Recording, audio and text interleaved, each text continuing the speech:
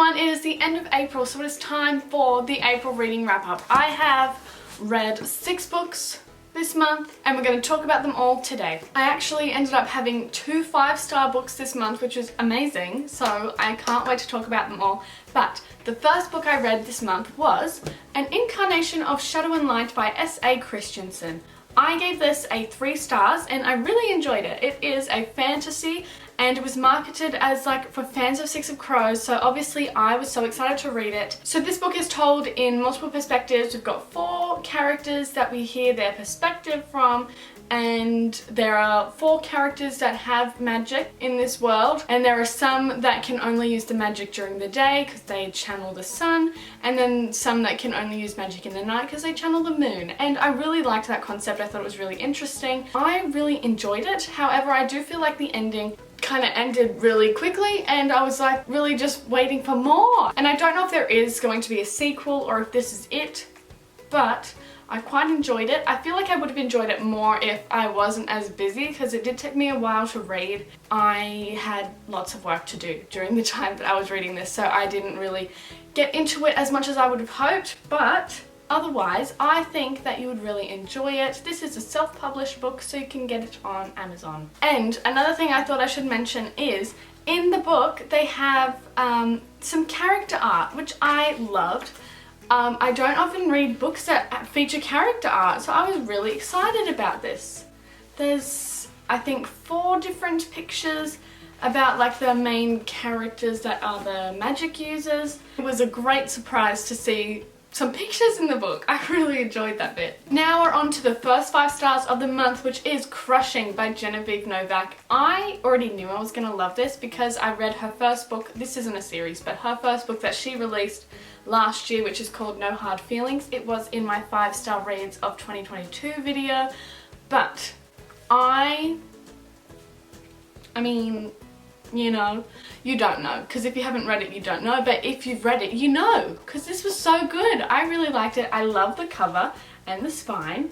I think it looks really nice, but that's not even the best part about the book. I love the way she writes characters. They are so real, and it's like by the end of it you feel like they're your friends. I don't know if that's just me because I don't have many friends, but I really enjoyed this. It's set in Melbourne and we have our main character Marnie, who is dealing with breakups and meeting new people and moving out and finding roommates, all like life stuff. But it was really good. It was just everything that I wanted in a contemporary book, and there it is. There it is. So now Genevieve Novak has only released 2 books and they're both 5 stars for me. So I mean, I'm going to be reading every single thing that she ever writes, honestly.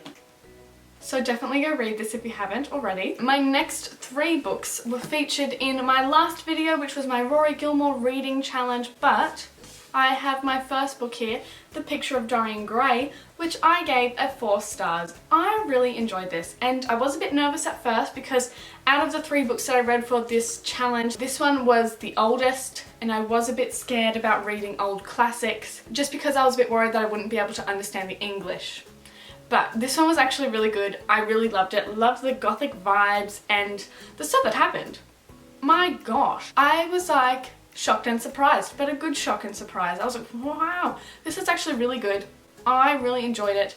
And if you're looking for a good classic to read that isn't too hard to understand but still has like the classic vibes with gothic elements, this is definitely for you. If you do want to hear more of my thoughts about this though, then you can look at my Rory Gilmore reading challenge. But I quite enjoyed this. 4 stars, woohoo. And then the next book that I read for that challenge was The Lovely Bones. This was released in 2002. So not all the books on the Rory Gilmore reading list are old classics. So this is like 1 year older than me. I really enjoyed this as well. Make sure you look up trigger warnings beforehand though, because there are a lot of heavy topics discussed in this, like right from the beginning as well. So just beware, but otherwise it was very good. So I ended up giving this a 2.75, mainly just for the ending.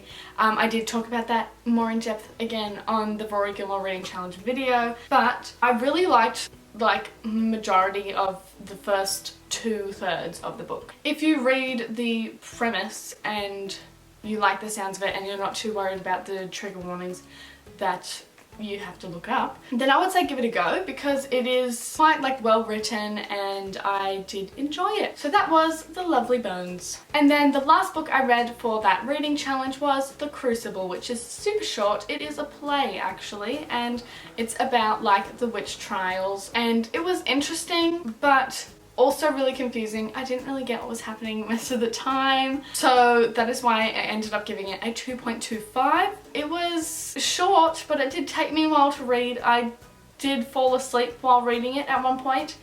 I don't know what that says about me or what it says about the book, but there's that, if you wanted to know.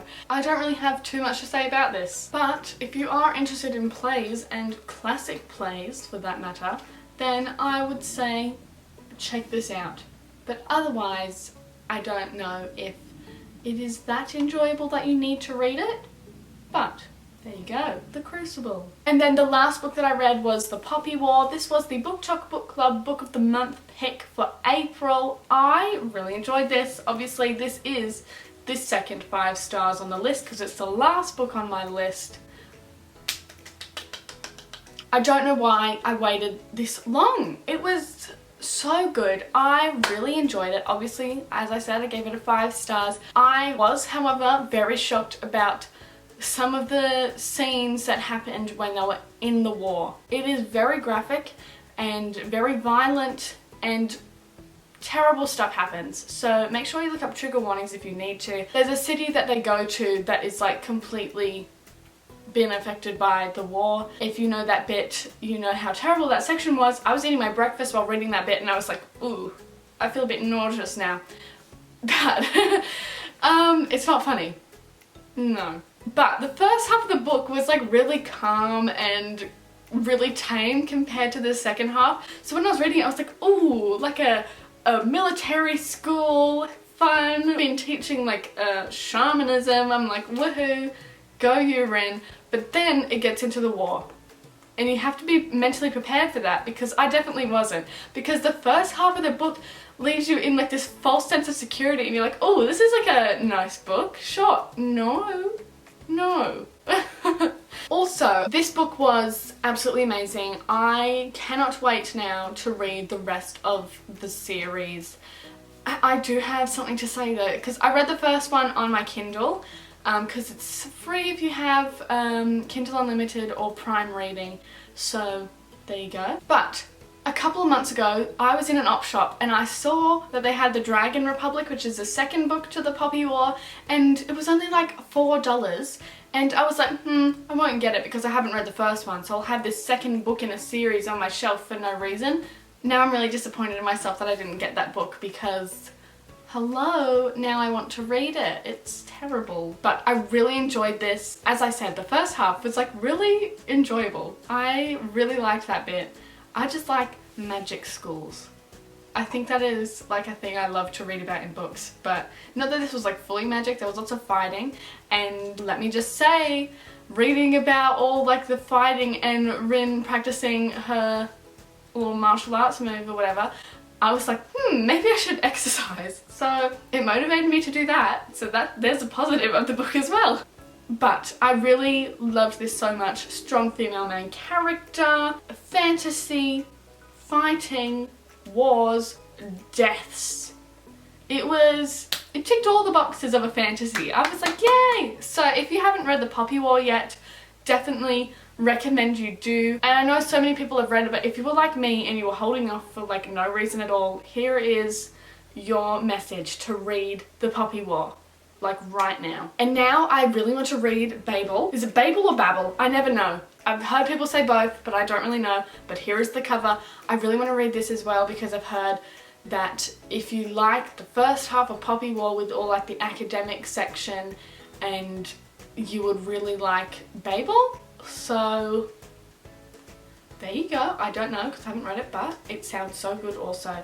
And if the writing is just as good again, I'm sure I will love it. And that was the 6 books that I read in April. I hope you enjoyed this video, and if you would like to tell me what books you read in April, I'd love to know, so don't forget to leave a comment. But like this video if you liked it, and don't forget to subscribe so you don't miss any new videos from me, and I will see you next week. Goodbye!